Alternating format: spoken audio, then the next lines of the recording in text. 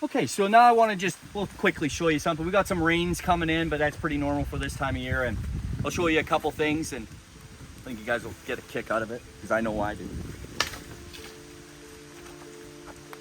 So coming in here, first of all, I mean, geez, look at the view.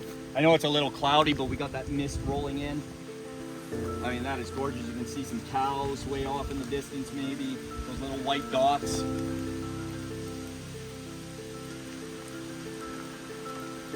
And then we have some wild Psilocybe cubensis,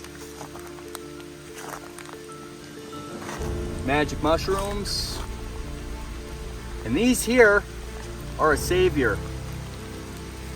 If you don't use them like you did in the college days, they can really help you with focus and drive and really set a lot of people straight. People that battle with depression and PTSD. It's amazing stuff. So there's another big one here. A bunch of them. They're everywhere on this property, and I will show you guys some other areas at some point. We'll see. Chrissy said that there's something going on down here. Hopefully we don't get rained out too bad. But some more Psilocybe cubensis here. We got all of our fruit trees. This in time, we're taking time now to build a fruit orchard. So it's gonna take time, right? But when we get there, it'll be amazing. We got tons of citrus, orange, lemon, lime, all different types, grapefruit. Second row all the way down. I don't know what she's talking about. I have no idea if she's talking all the way down there or what, so we might have to come back to that, but that's all right. I mean, this view alone is just, it's a $1 trillion view. People talk about $1 million views. That's a $1 trillion view, man. And off that way, that's the ocean. You can see the ocean from here. You can see 4 different beaches.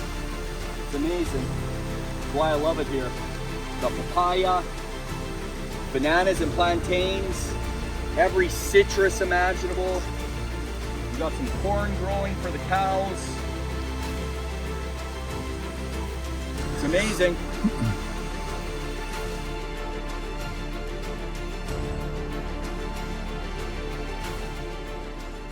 So we're just out here on my favorite beach. This is Barrigona Beach.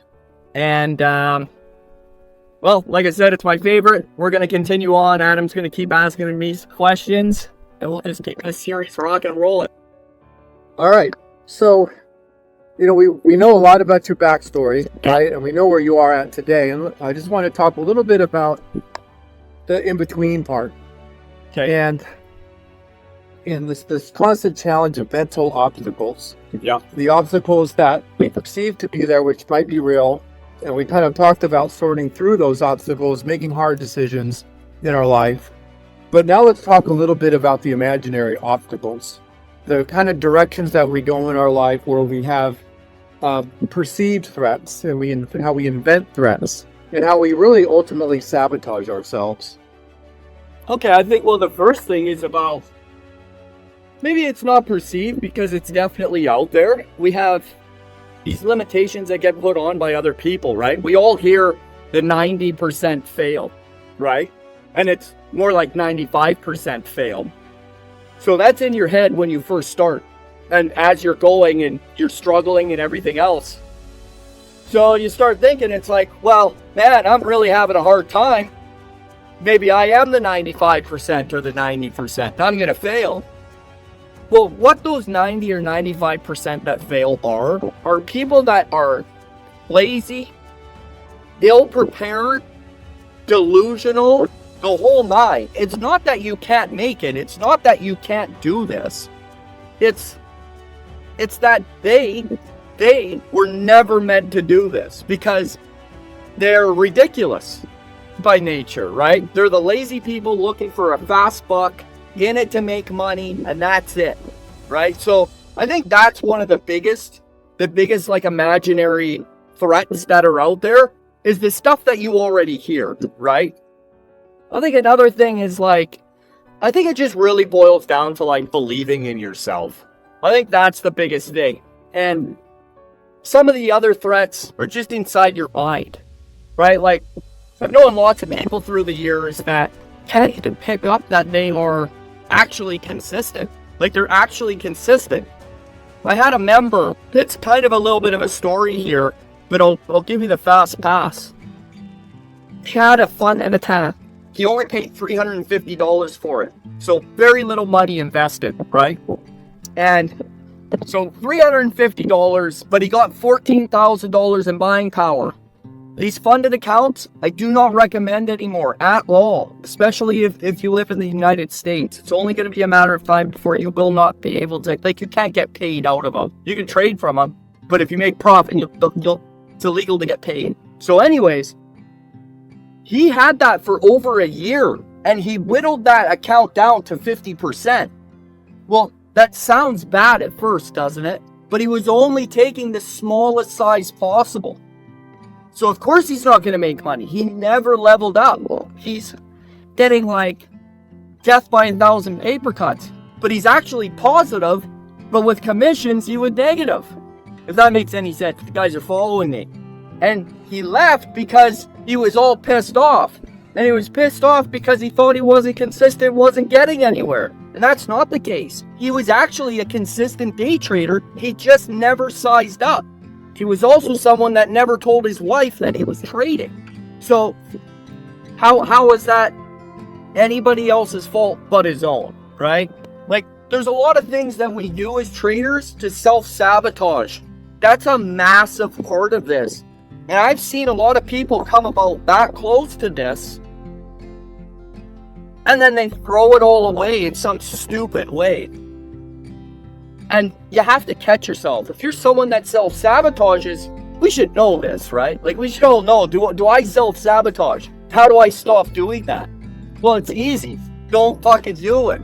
You know, a lot of people put these weird X's on themselves. One of the things that my parents used to tell me all the time was, if something bad happened to them, right? They would be, the Mitchell curse strikes again. What are you fucking talking about? It has nothing to do with a curse, right? It's your own piss poor decision that lead to this, right? And people just need to understand we're in charge. You're in charge. I'm in charge. And I think that's like the best way to answer that. Okay?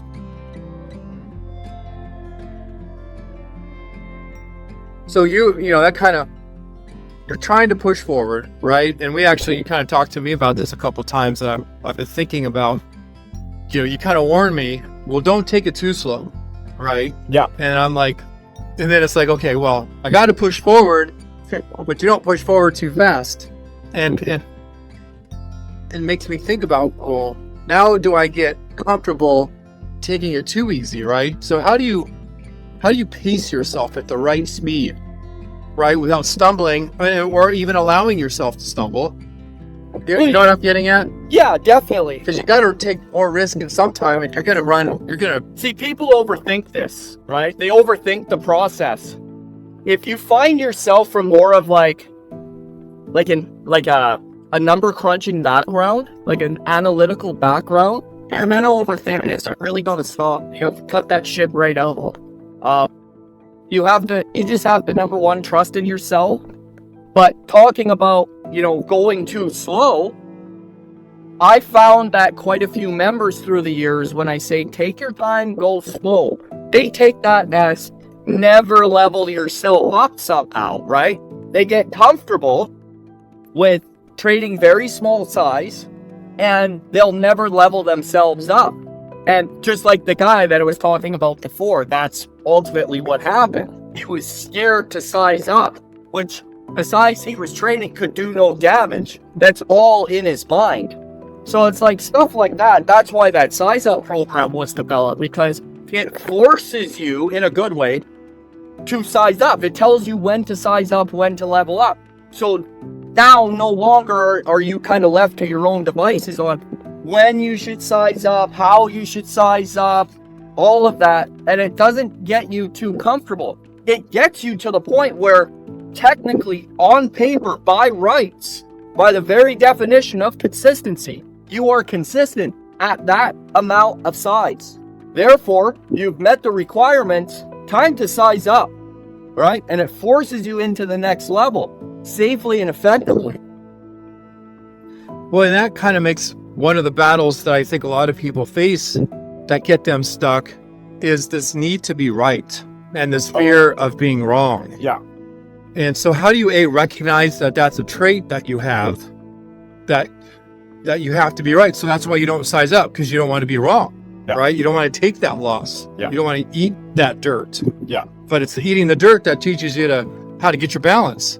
Well, number one, each and every one of you watching this are susceptible to it because we're all brainwashed. We've been brainwashed since kindergarten, even before kindergarten, that, you know, if you raise your hand in class and you're wrong, those kids are going to laugh at you, right? So you don't want to ask questions. You're afraid to be wrong. All of that stuff isn't going to fly here. It won't work. You have to accept that you are learning, and when you're learning, the only way to grow is through mistakes. Think about it. If you were to do something, try something, right off the hop on day one, you're like a hotshot all-star phenom. Is that even something that can happen? It's like someone going in first year med school, right? On day one, week one, and they take you for a tour of the hospital and the operating room. And you're just like kicking down the doors of the operating room and just like, nurse, throw me the scalpel, I got this. Like it's something that isn't going to happen, right? So we need to accept that we're not going to be badasses right off the hop. And we have to accept that we are going to make mistakes. And it's fine, it's okay, it's completely normal. This is what we do. I made a million mistakes. I'm still here, right? It's about accepting that shit. Like, I think just too many people put too much weight on always being right. Well, day trading in the market isn't about that at all. Like, it's not going to happen, so don't try to be right all the time. It's not about being right or wrong. Like I tell my traders all the time, people always make the distinction of a good trade or a bad trade, whether it's green, like your P&L is positive, you made money on it, or a red trade. Green trades and red trades are on an equal playing field, as long as it's taken to strategy. So you can be wrong and still be right. Absolutely. So it's about having that right mindset and understanding what strategy is, which is a grossly overlooked part of this. Like a lot of people will give the definition of strategy. I can ask all of you, do you know what strategy is? And you'll be, yes, of course I do. Duh. And it's like, yeah, but do you really? Like, can you execute strategy? Can you always get it even though you're having a gut feeling? It's not going to work. I take trades all the time that shouldn't technically work, but it's under resistance, so I'm going to short that resistance. Or it's on top of support, above support, I'm going to go long into support, right? So it's not about being right or wrong. It's about strategy. So that's something that you can take with you when you're trading.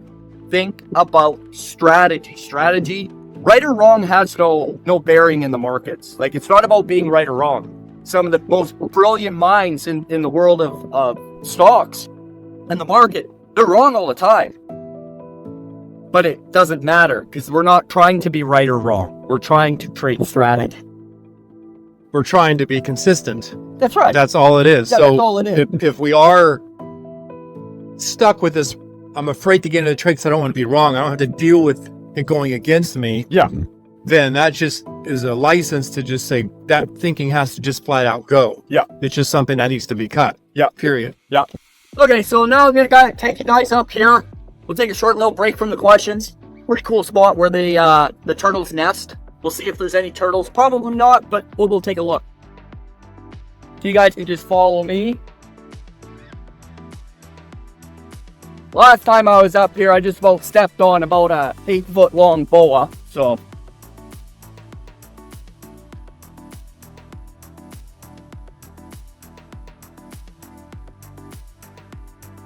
actually right here.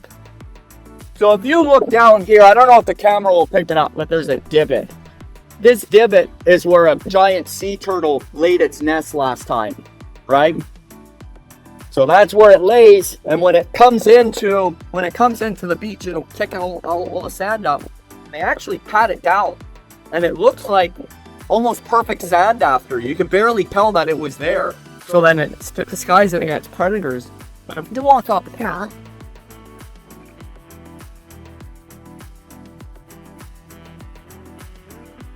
so they do a lot of planting and stuff up here. This looks like some sort of citrus. I don't know what that is actually, but it's definitely some sort of plant where it'll produce fruit. But the turtles will come up and nest in this area, and we can walk back here, kind of around this tree. See, here's another old one as well. You can barely pick them out. So there's a little divot here. Ah, there's old shells. No, that's a shell. You'll usually find a bunch of turtle shells up here. One of the issues that the sea turtles face, it's not even, predators. It's actually the local Costa Ricans. What they'll do is they'll eat turtle eggs, right? And they don't understand or know necessarily that they're endangered or on the list. So they continuously are eating these eggs, and not only vultures and other predators are getting them, but people are getting them too. And it's more about just educating and letting them know, like, if you eat all these eggs, there won't be any more eggs, right? So a lot of them are understanding now. But it's hard to take that away. I mean, that's part of their culture, right? So you can look at it as a bad thing, but it's not necessarily a bad thing like this, can it? That's just how they roll, right?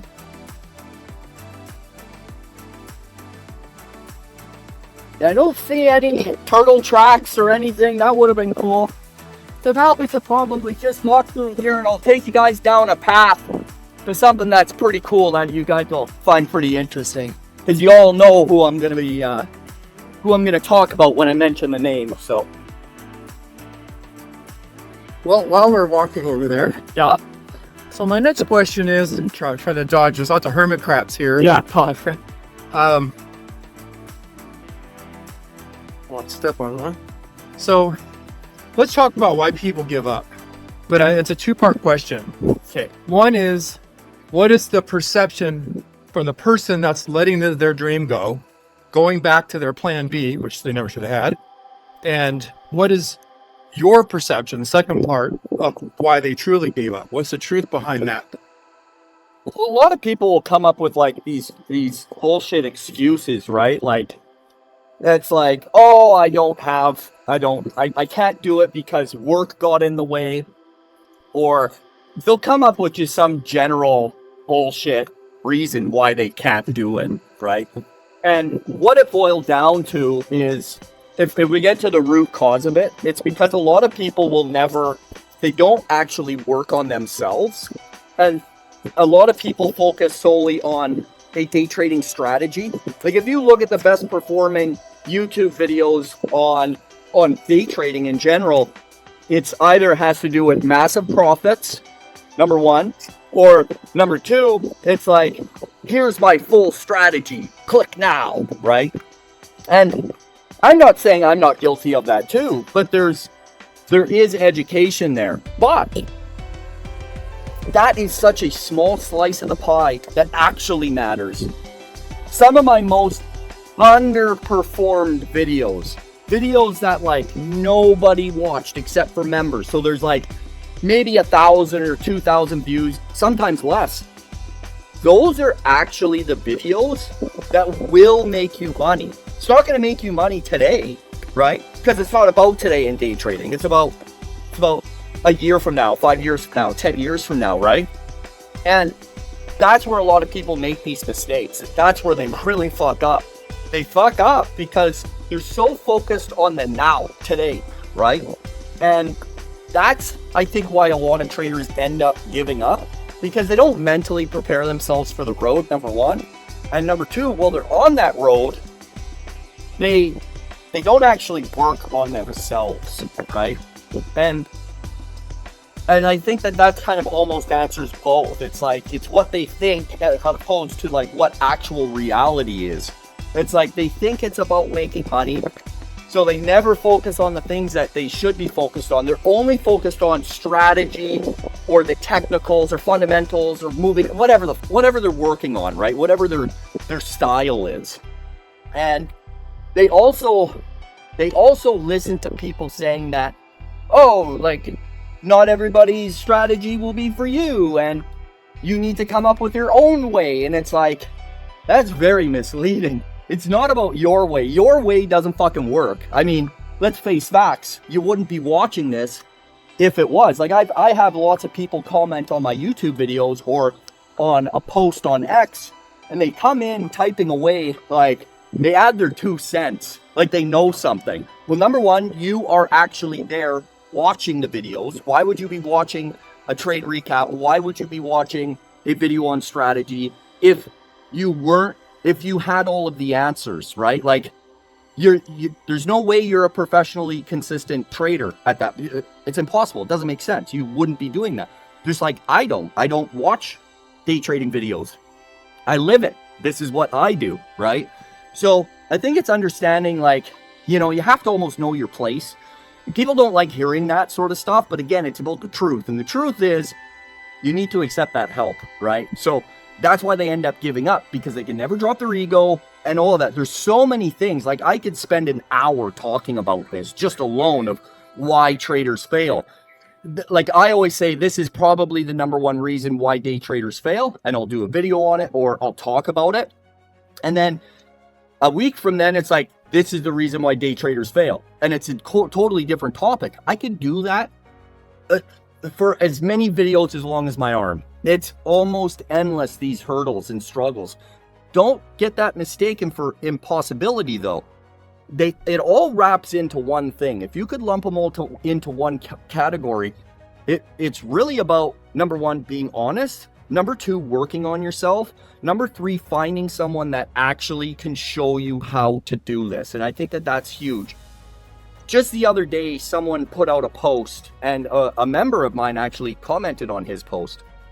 And he made 65% account growth to date on the year, which is a good feat. It's a decent feat. And right away, he starts beating his chest, right? And then he says, I need to find someone, give me your recommendations to find someone that can take my account to January of 2025 up 265%. But I ain't paying, give me someone that isn't selling shit, were his exact words. And I have to laugh at that, because a lot of people think, so you're willing to risk your path on someone that is gonna give you everything they know for free. Here's the catch, guys. This is where a lot of people don't understand. You may think, oh, if I ever make it, I'll give everything I know away for free. I said the same thing. At the beginning of Tricktrades, everything that you see on my website was all given away for free. I day traded live on screen share. I had a website. I gave free scans away, everything, okay? And what I noticed was, there's so many people that they don't care. People don't respect free, okay? And anybody worth their weight in the world of trading, they've been through the ringer. I've been through the fucking ringer. I have bled, sweated, and cried to get to where I am. I'm not giving that away for free. I won't. I refuse. I have too much self-respect for that. And when you actually go down that road, you understand that, right? So you got to find someone. Don't worry about, like, it's like, oh, you charge people this much. It's like, yeah, that's such a broke ass type of mentality where it's an investment. You would pay, would you go to someone, like, the perfect way to wrap this up is, like, would you go to someone for, that was a doctor that got his medical license for free? Didn't go to college or university. He had some way to skirt the system, and he went to some joker on the street that was giving away free medical advice. Would you go to that doctor?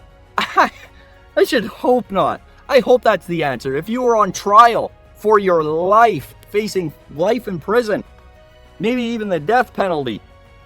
Would you have that lawyer that didn't pay anything for his education? Would you go to him to fight for you?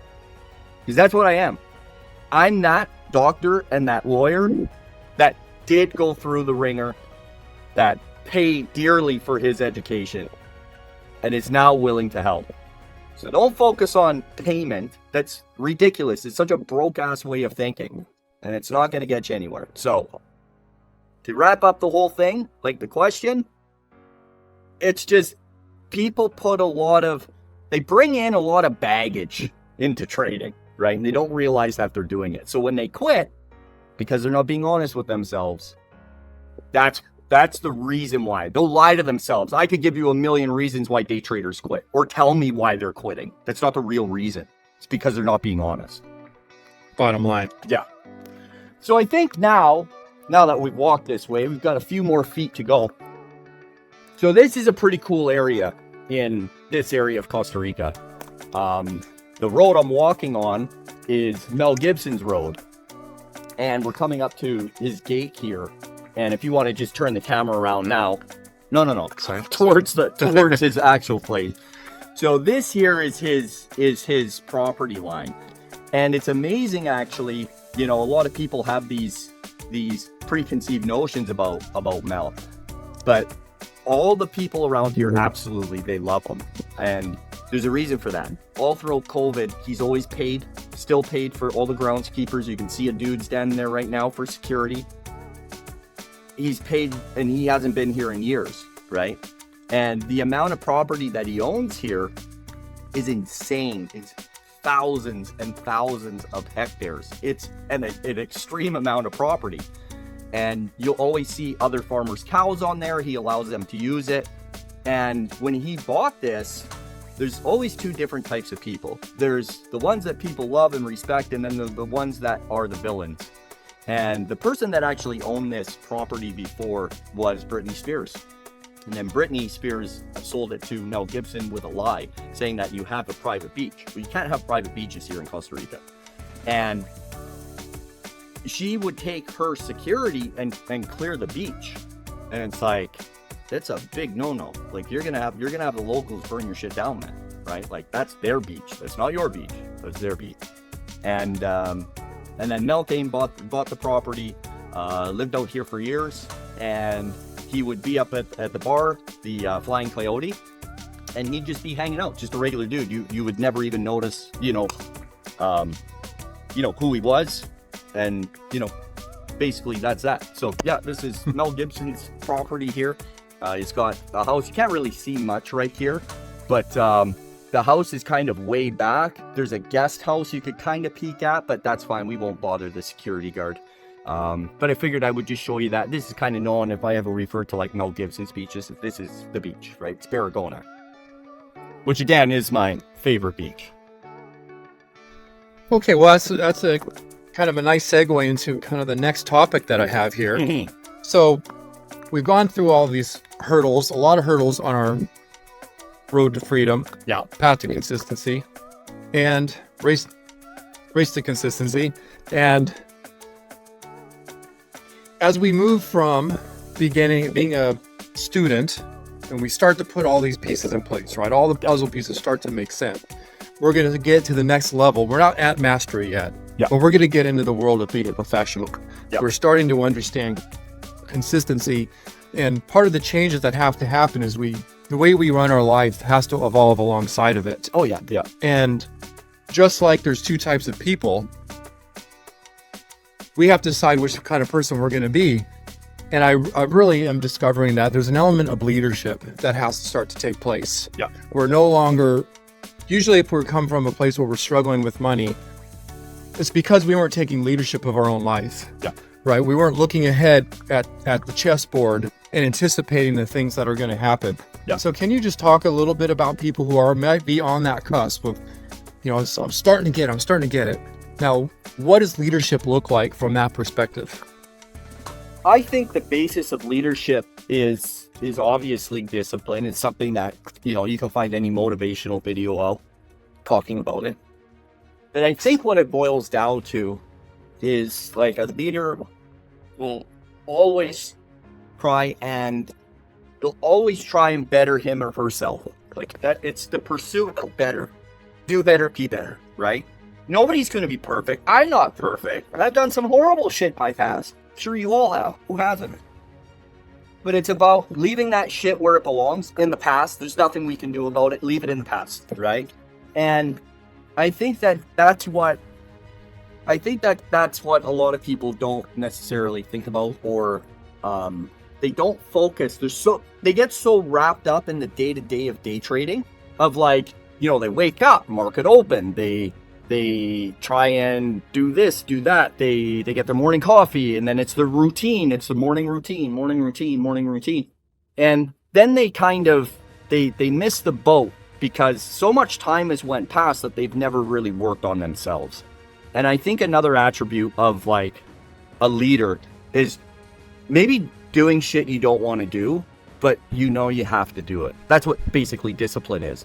But it's almost like a different level or a different like sidebar of discipline. It's about always doing things the hard way, not in a weird or bad way or like an ego-filled way or anything like that, but it's like never looking for that comfortable, easy way out. Sure, you can always look for the clearest path to victory, but sometimes that clearest path to victory, that doesn't mean easy. And I think people get that really twisted. So I think that's what people need to start focusing on once they start gaining that little bit of consistency.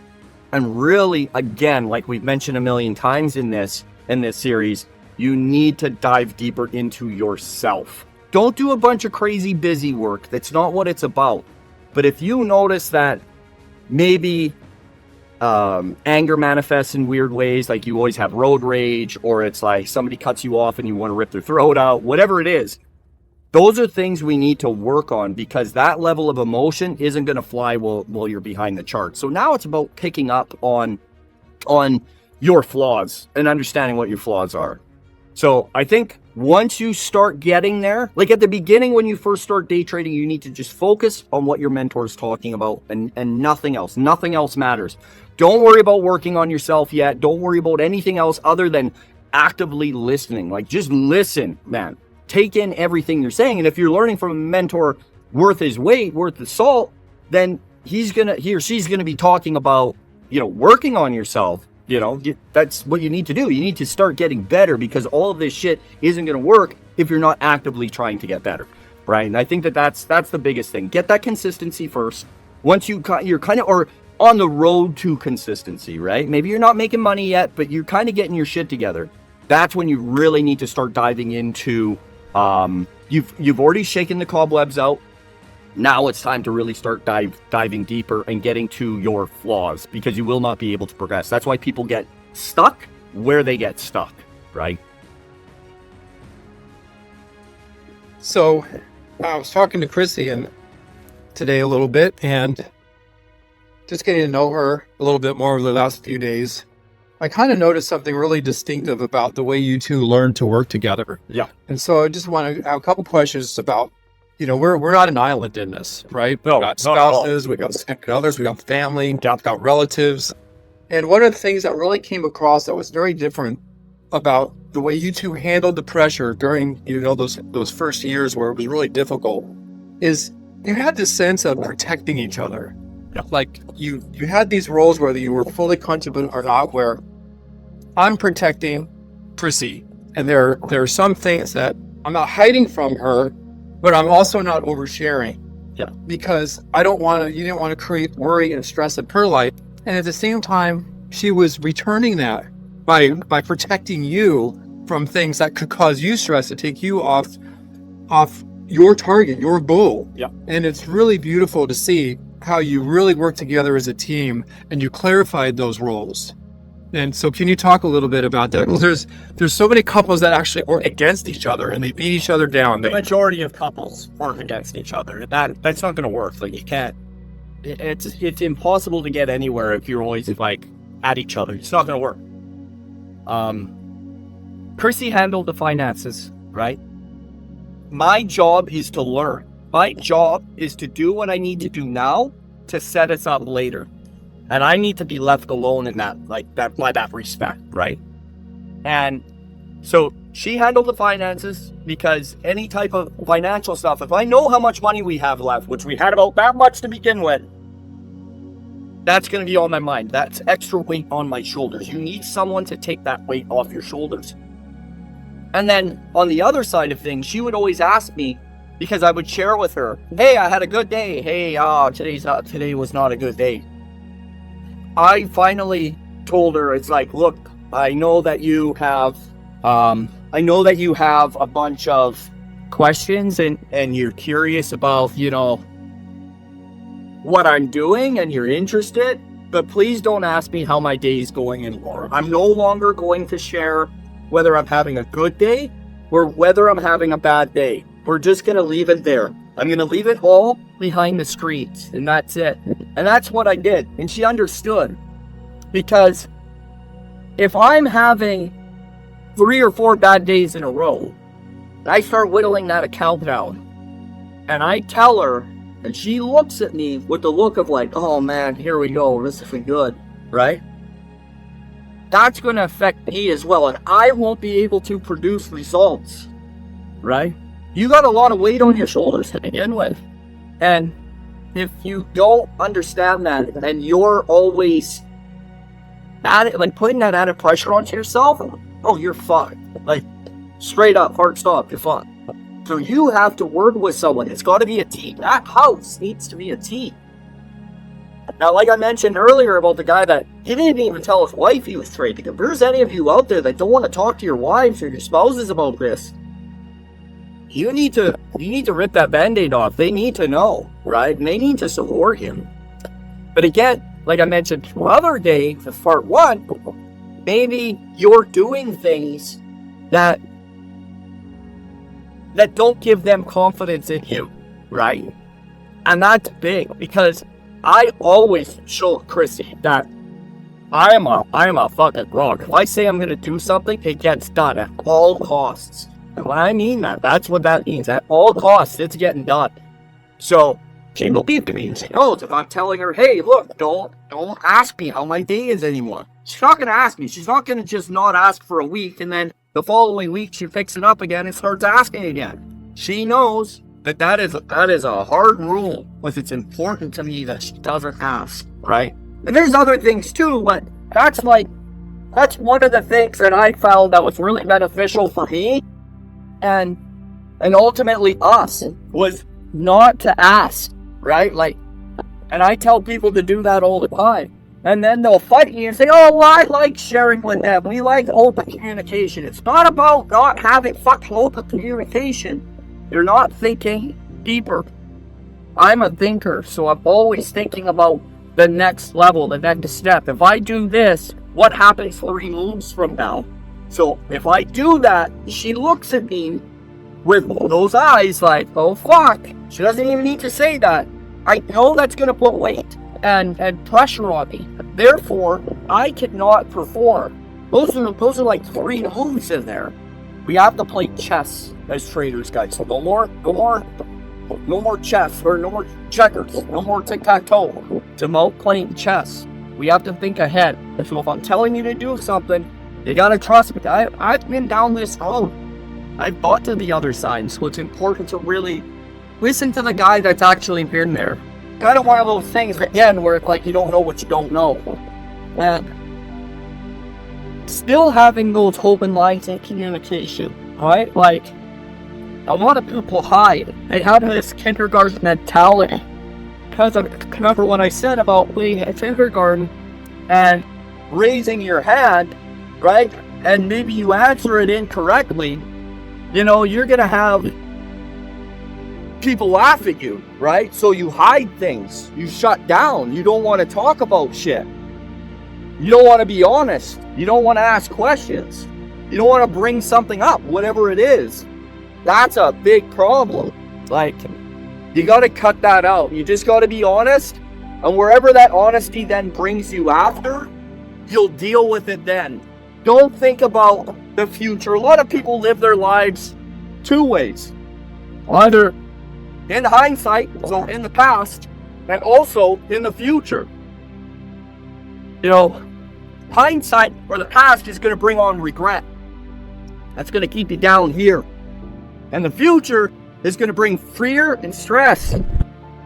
You got to live here, right now. What you're doing now, today, will dictate your future. You need to prepare and do everything you can, everything that you can possibly do. You can leave no stone unturned. And leaving no stone unturned boils down to finding the right guy that can guide you. And that's what it's about.